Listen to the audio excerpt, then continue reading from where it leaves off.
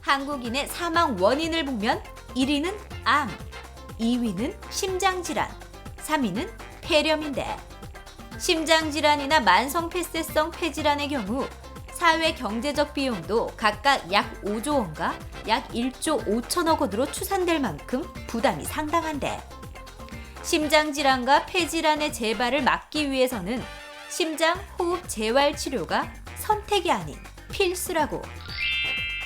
톡톡 건강 토크. 오늘은 더 건강한 삶을 위한 심장호흡 재활 치료에 대해 자세히 알아본다.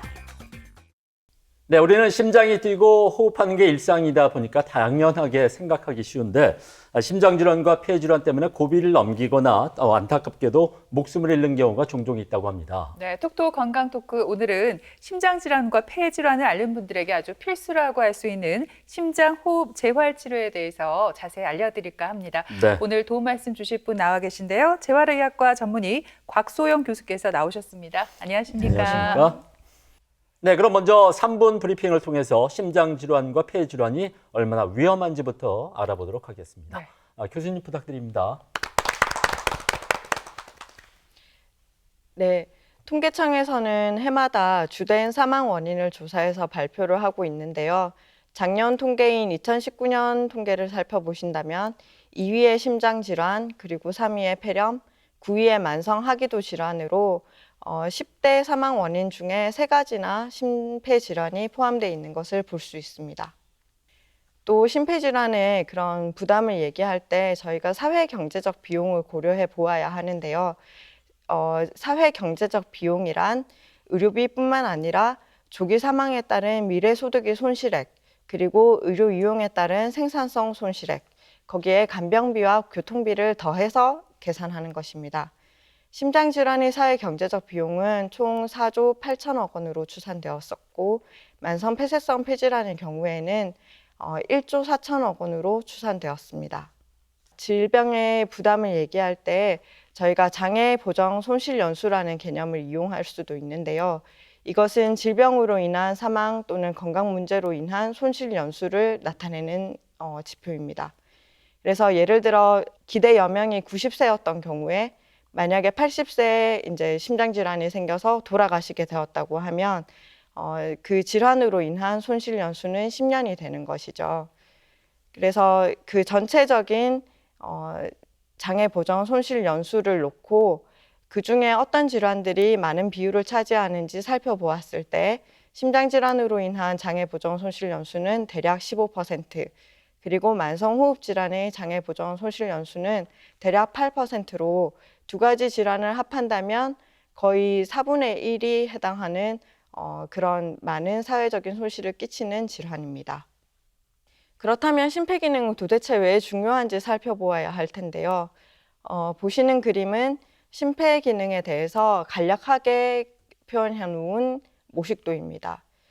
우리 몸의 모든 세포는 살아가기 위해서 적절한 산소와 영양분이 공급되어야 하고 또 그 과정에서 생기는 부산물들이나 이산화탄소는 잘 배출할 수 있어야 합니다. 폐는 신선한 산소를 받아들이고 또 이산화탄소를 내보내는 가스펌프의 역할을 하고요. 여기서 산소가 풍부한 혈액이 심장에서 받아들여져서 심장이 펌프를 시켜서 뇌나 팔다리뿐만 아니라 내부 기관까지 온몸으로 피를 보내게 됩니다. 그래서 심폐기능은 우리 몸이 생존하는데 꼭 필요한 기능이라고 할 수 있겠습니다.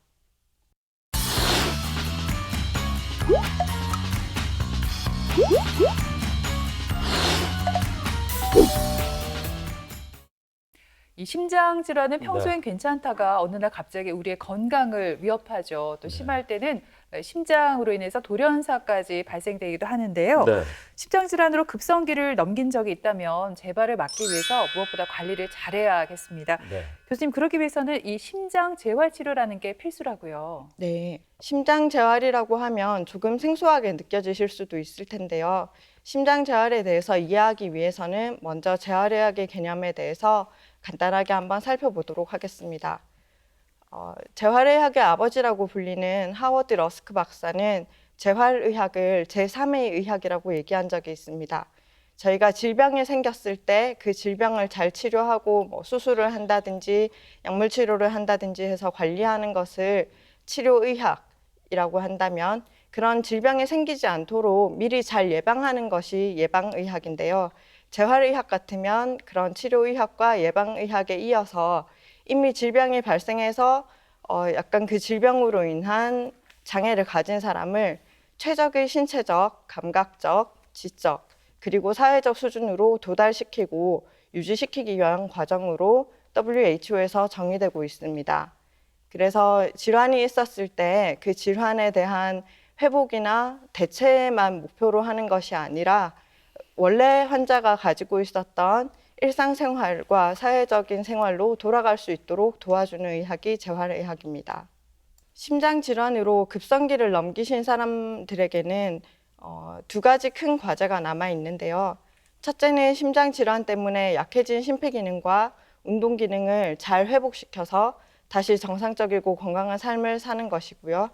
두 번째는 심장질환의 발생 위험 인자를 철저하게 관리해서 병의 재발을 막는 것입니다. 두 가지 모두 심장 재활 치료를 통해서 도움을 받으실 수 있습니다. 그렇다면 심장 재활 치료는 어떻게 이루어지는지 궁금하실 텐데요. 심장 재활은 크게 평가, 치료, 교육 이 세 가지로 이루어져 있고, 이 세 가지가 다 이루어진 후에도 정기적으로 추적 관찰을 하고 재평가 및 재교육을 해서 건강한 생활 습관을 유도하는 것이 그 목표입니다. 아까 말씀드렸던 대로 심장 질환을 앓으신 경우에는 그 질환 때문에 심장 기능이 떨어질 수 있는데요. 운동이 좋다고 해서 운동을 시작하려고 해도 어느 정도로 운동하는 게 과연 안전한지, 또 어느 정도 운동 강도로 해야 좋은 효과를 누리실 수 있는지 잘 알 수 없는 경우가 많습니다. 그래서 심장 재활 평가를 통해서 이렇게 왼쪽에서 보이는 그림처럼 이산화탄소와 산소의 교환을 측정할 수 있는 마스크를 쓰고 트레드밀 위에서 점점 운동 강도를 늘려가면서 저희가 심전도를 모니터링하면서 검사를 진행하게 됩니다. 그래서 심장재활 평가를 하면 환자분들에게 어느 정도 운동 강도로 얼마쯤 운동을 했을 때 안전하고 효과적인지 저희가 알 수 있고요. 오른쪽에 보이는 그림은 그런 평가 내용을 토대로 치료를 하는 그림입니다. 그래서 그림에서는 보이시지 않지만 심장 재활 치료의 가장 큰 특징은 저희가 집에서 그냥 운동하는 것과 달리 운동을 하는 동안에 가슴에 전극을 부착해서 저 모니터에 심전도가 계속 나타나게 됩니다. 그래서 의료진이 저 심전도를 운동할 때 계속 지켜보면서 혹시 환자분에게 위험한 증상이 나타나지는 않는지, 지금 운동 강도는 적절한지 판단하면서 치료를 하실 수 있습니다. 그래서 이렇게 치료하시는 것이 이제 몸에 익숙해지시고 환자분이 스스로도 어느 정도 치료할 수 있겠다는 확신이 들었을 때 병원에서 운동하시는 것을 그만두고 자가 운동으로 전환하게 됩니다. 과거 심장 질환으로 급성기를 넘겼다면 제 생각으로는 집에 가서 좀 푹 쉬고 식이요법 잘하고 또 처방받은 약만 잘 먹으면 될 것 같은데 그게 아니네요. 이제 적극적으로 운동을 해야지 재발률도 이제 낮출 수 있다는 말씀을 해주셨는데요. 이 운동 기능을 회복하는 게 중요한 것 같긴 한데 왜 중요한지 궁금하고요. 그리고 심장 재활 치료를 받아야 되는 대상자는 어떤 분들인지 궁금합니다. 네.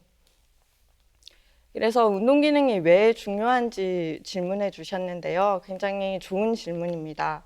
그래서 말씀드렸던 대로 이렇게 열심히 운동을 해야 되는 이유는 저희가 일상생활을 잘 할 수 있게 하기 위해서인데요. 심장 기능이 떨어지는 경우에는 또 숨이 차고, 또 숨이 차니까 더 운동을 줄이게 되고, 운동을 줄이게 되면 그것 때문에 더 근육이 약해지는 이런 악순환을 겪으실 수 있습니다. 그래서 환자분들이 보통 심장질환이 생긴 다음에 흔히 호소하시는 호흡곤란이나 피로감이나 운동능력 저하 같은 것들이 1차적으로는 심장질환 때문에 심장 기능이 떨어져서이지만, 이런 기간이 오래 길어지게 되면 2차적으로는 말초 혈관의 기능이 떨어지고 골격근의 구성이 바뀌고 또 호흡 기능도 같이 저하될 수 있기 때문에 조기에 심장 재활 치료를 통해서 말초 혈관이나 골격근이나 호흡계의 기능을 강화시키는 것이 필요합니다. 그렇다면 심장 재활 치료의 대상이 되는 환자분들에 대해서 알아볼 텐데요. 첫 번째로 대상이 되시는 분들은 심장 수술을 받으신 환자분들이나 아니면 관상동맥 질환으로 인해서 시술을 받으신 환자분들이 심장 재활 치료의 대상에 해당이 되십니다. 그리고 인공 심박기라든지 삽입형 제세동기, 심장 제동기화 치료기처럼 심장에 삽입하는 치료기를 삽입하신 환자분들, 그리고 급성 심근경색증이나 불안정성 협심증으로 인해서 입원 치료를 받으신 환자분들, 또 심부전증이 있다든지 하지동맥 협착이나 대동맥 동맥류 또는 대동맥 박리 같은 그런 말초동맥 질환으로 수술이나 중재시술, 약물 치료를 받으신 환자분들, 또 부정맥이 있으신 환자분들이나 심장 정지를 경험하신 환자분들이 대상이 되고요. 선천성 심장 질환이 있었던 환자분들이나 아니면 폐 적체술이나 폐엽 절제술 같은 폐수술을 시행하신 환자분들도 그 대상이 됩니다. 심장 재활의 효과로는 일단 운동 기능이 가장 많이 개선이 되고요. 또 저희가 혈관 건강을 나타내는 지표로 사용하는 혈중 지질이라든지 염증 표지자가 개선되는 효과가 있고 자율신경이 안정되어서 부정맥 발생도 감소하게 됩니다. 또 평상시나 일상생활을 할 때 심박수나 혈압이 감소되기 때문에 심장의 부담을 줄일 수 있고요. 심근이 요구하는 산소 요구량도 감소되기 때문에 일상생활 중에서 협심증의 발생도 감소되게 됩니다. 또 심장 질환이 생기시면 불안이나 우울감이 생기신다든지 적개심을 느끼시는 등의 심리적 갈등이 생길 수 있는데 이런 갈등들이 많이 개선되고 전반적으로 삶의 질이 개선된다고 알려져 있습니다. 또 심혈관 질환으로 인해 다시 입원하신다든지 다시 시술이 필요하시다든지 병이 다시 생긴다든지 하는 것들도 감소시킬 수 있고 심장 원인뿐만 아니라 모든 원인의 사망률도 감소시킬 수 있습니다. 네, 이렇게 심장 재활 치료를 하면요, 심혈관계 질환의 재발률과 사망률을 낮출 수 있고 또 전반적으로 삶의 질이 올라가는 만큼 대상자에 해당이 된다면 이 재활 치료를 좀 열심히 적극적으로 받아야 할 텐데요. 교수님, 여기서 제가 궁금한 게 하나 생겼어요. 만약에 심장 질환 때문에 이제 병원을 입원한 지 얼마 안 됐는데 운동을 하면 혹시나 무리가 가진 않을까, 그래서 좀 천천히 시작하는 게 맞지 않을까 이런 생각을 했거든요. 네. 과거에는 이제 심장 질환이 있으면 심장 기능이 떨어지기 때문에 바로 운동을 시작하는 것이 안전하지 않다고 생각해서 입원한 환자분들께 침대에 가만히 누워 있는 것을 권하던 시절이 있었습니다. 하지만 지난 수십 년간의 결과로 봤을 때 환자분들이 오래 누워 있을 때는 앞서 설명드렸듯이 악순환의 고리를 끊기가 어렵게 되기 때문에 조기에 재활 치료를 시작하는 것이 좋다고 알려져 있는데요. 심장에서 가장 무리를 많이 주는 운동은 장거리 달리기처럼 장시간 고강도 운동을 지속하는 경우입니다. 그래서 저희가 마라톤 대회 같은 것들이 열릴 때 보면 가끔씩 환자분들이 건강하신 분들이 대회에 참석했는데 심혈관 질환이 생겨가지고 뭐 입원하신다든지 심하면 돌아가신다든지 하는 뉴스를 볼 수 있는데 병원에서 시행하는 치료는 장거리 달리기 같은 것과 달리 안전한 운동을 적절한 강도로 시행하기 때문에 걱정하지 않으셔도 되고 특히 아까 말씀드렸던 것처럼 심전도 모니터링을 시행하면서 운동을 시작하기 때문에 국내에서 총 14,000시간 정도 모니터링하면서 운동을 시행했을 때는 급성 심근경색이라든지 심장 정지 또는 사망사고가 한 건도 발생하지 않았었습니다. 네, 이렇게 심장 재활 치료에 관해서 알아보고 있는데요. 네. 이제 뭐 운동이 중요하다는 사실은 잘 알겠는데 교수님, 근데 꼭 병원에 가서 운동을 해야 되나요? 요즘 시국도 시국인데 집에서 하면 안 될까요? 어떻습니까? 네, 요즘은 코로나 때문에 더더욱 병원에 방문하시는 것이 조금 꺼려지실 수 있을 것 같은데요. 사실 코로나가 있기 전에도 굳이 운동을 집에서 할 수 있을 것 같은데 병원에 나와서 이렇게 시행을 해야 될까 궁금하게 생각하실 수 있을 것 같습니다. 심장 질환이 있었던 경우에는 안전하면서도 또 심폐기능 회복에 도움이 되는 적정 강도의 운동을 하는 것이 중요한데요. 저희가 그냥 운동을 하는 것이 좋다 이렇게 얘기를 듣고 집으로 가셨을 때는 과연 어느 정도 강도로 운동을 하는 것이 적절한지 또 이렇게 운동하는 게 안전한지 알 수가 없기 때문에 좀 어려우시더라도 심폐기능 검사를 시행해서 적절한 강도로 운동을 시작하는 것이 필요합니다. 또 계속해서 병원에 나와서 이제 운동을 해야 되는 것이 아닌가 걱정하시는 분들이 있는데요. 환자의 운동 능력이나 심장질환 위험도 분류에 따라서 결국 궁극적인 목표는 가정이나 지역사회에서 자가 운동으로 시행하실 수 있도록 전환시키는 것이 심장재활의 목표입니다. 그래서 다음 표를 보시면 이 표는 심장질환 환자분들을 저희 그 소견에 따라서 저위험군, 중간위험군, 고위험군으로 분류한 표인데요. 실제로 저위험군에 해당되시는 환자분들 경우에는 첫 번째 한 1, 2주 정도만 병원에서 감시하 운동을 시행하시고 운동 처방이나 교육 내용을 잘 따라오신다면 이후 10주에서 12주간은 가정에서 자가 운동을 시행하도록 권고하고 있습니다. 반면에 혼자서 안전하게 운동을 시행하시기 어려울 것으로 판단되는 고위험군 환자 같은 경우는 6주에서 12주 정도 병원에서 감시한 운동을 시행하시고 이후에 자가 운동을 시행하면서 운동 강도가 적절한지 모니터링하는 것이 필요합니다. 생각이 너무 많아지면 운동을 못하기 때문에 결국은 적당하게 운동 실천하시는 게 중요한 것 같아요. 근데 저도 이 말하면서 생각이 많아집니다, 교수님. 왜냐하면 연세가 많은 어르신들의 경우에는 좀 다르지 않을까 싶어요. 동반 질환이 있는 경우도 많고 또 걷기조차 힘든 분들이 있는데 이런 분들이 심장 재활 치료를 받을 수 있을까요? 네, 고령화로 인해서 점점 65세 이상 환자 비율이 증가되고 있는데요. 사실 나이가 많으실수록 평소 신체 활동량이 젊은 환자에 비해서 더 적고 말씀해 주셨듯이 다른 동반 질환이 있기 때문에 운동을 하시기 더 어려운 경우들이 많이 있습니다. 그래서 이런 환자분들의 경우 더더욱 병원에서 적당한 운동을 처방받으시는 것이 중요하고요. 또 65세 이상 환자들뿐만 아니라 75세 이상 이렇게 나이가 더 많으신 환자분들의 경우에도 심장 재활 치료를 받으신다면 젊은 환자분들과 동등한 효과를 누릴 수 있다고 알려져 있습니다.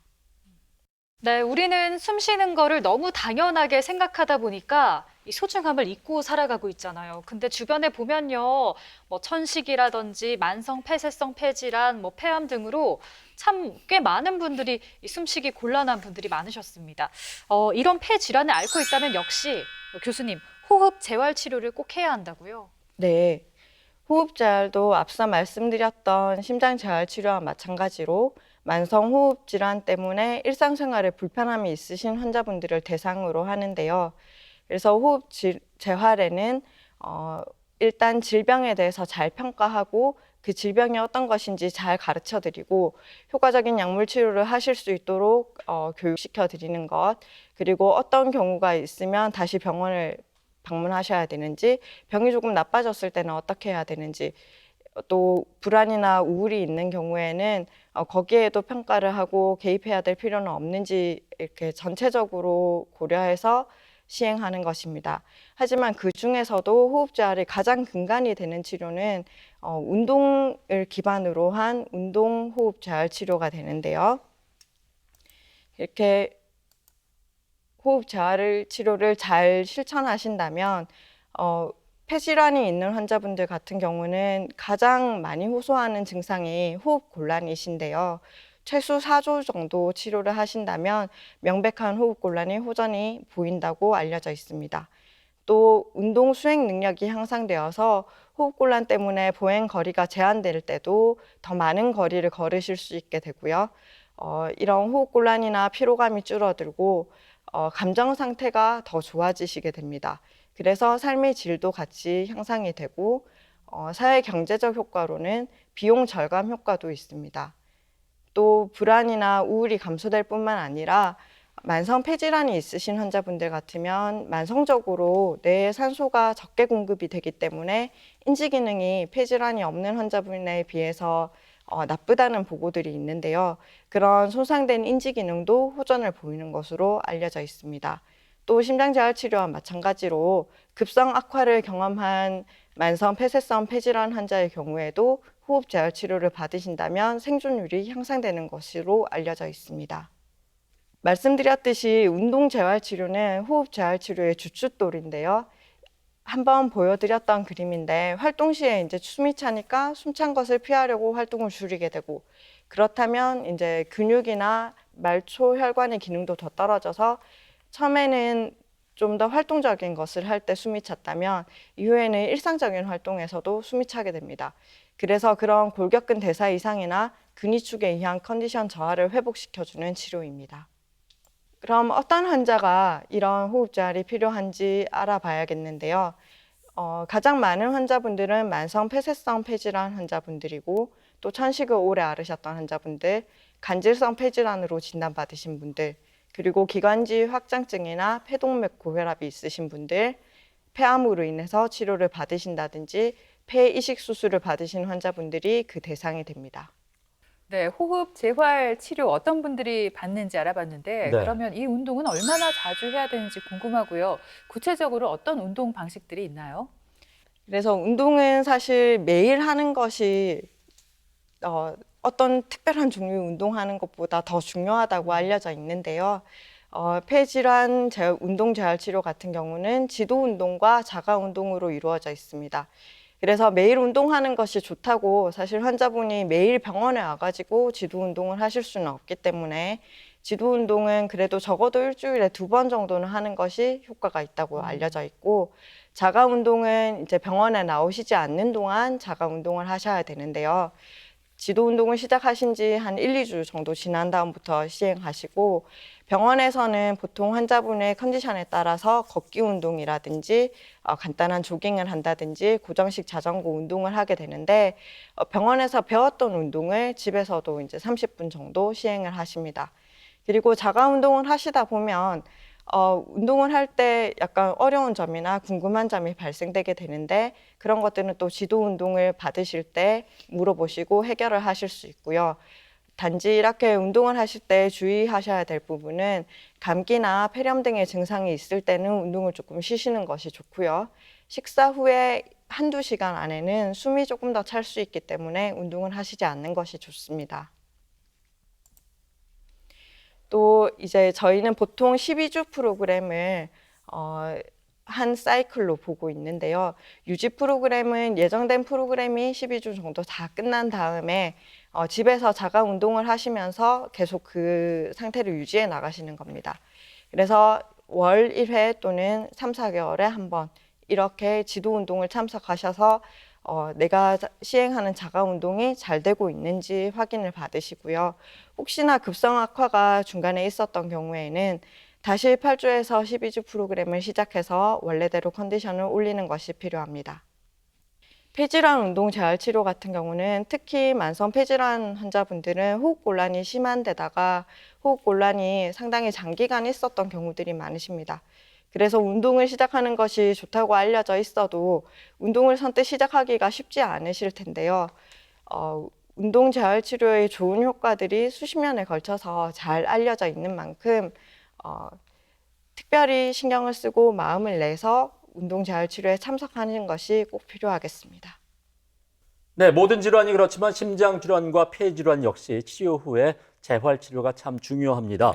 재활 치료는 재발률과 사망률을 낮추는 데다 또 삶의 질과도 직결되는 문제인 만큼 선택이 아닌 필수라고 생각하셨으면 좋겠습니다. 네, 지금까지 이 시간 도움 말씀에 재활의학과 전문의 곽소영 교수께서 수고해 주셨습니다. 네. 오늘 고맙습니다. 고맙습니다.